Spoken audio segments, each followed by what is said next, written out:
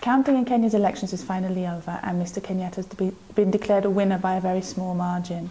It's been a very confused election process. The computer-based system that was supposed to count the votes broke down, and the Kenyan public had to wait many days for a final result, with lots of confusion about the way that the election was being counted.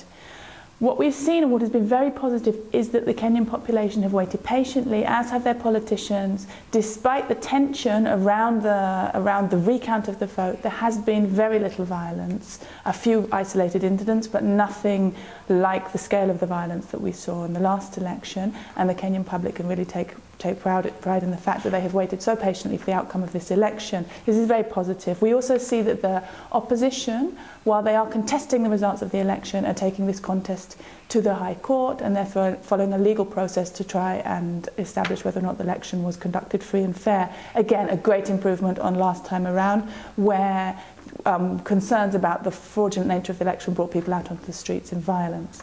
So that's positive, but on the other side, what we've seen is that there hasn't really been a change in the nature of Kenyan politics. Beyond the actual vote counting, what we saw is that during the election campaign, the parties again used ethnic-based rivalries to gain support. They used hate speech, and no party really offered a policy platform that went beyond motivating ethnic groups to vote for them. And this is really a fundamental problem of Kenyan politics, and this was the cause of violence last time. So we can see that that fundamental problem has not really been addressed.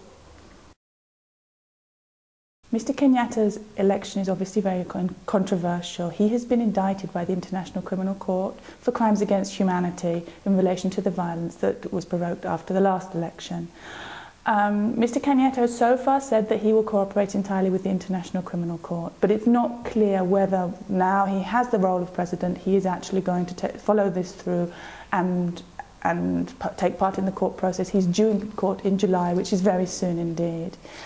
His indictment was a major factor in the Kenyan election, and in fact garnered support for him, because in many ways he presented his indictment by the International Criminal Court as Western meddling in Kenyan's affairs, and this helped him to garner some support among his natural base population.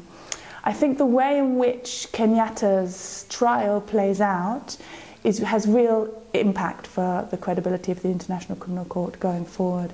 If the court can bring him to justice, if they can follow their timetable, if the process can be genuinely upheld, then I think that would be a triumph for the court. Mr. Kenyatta's election throws up a real dilemma for the international community.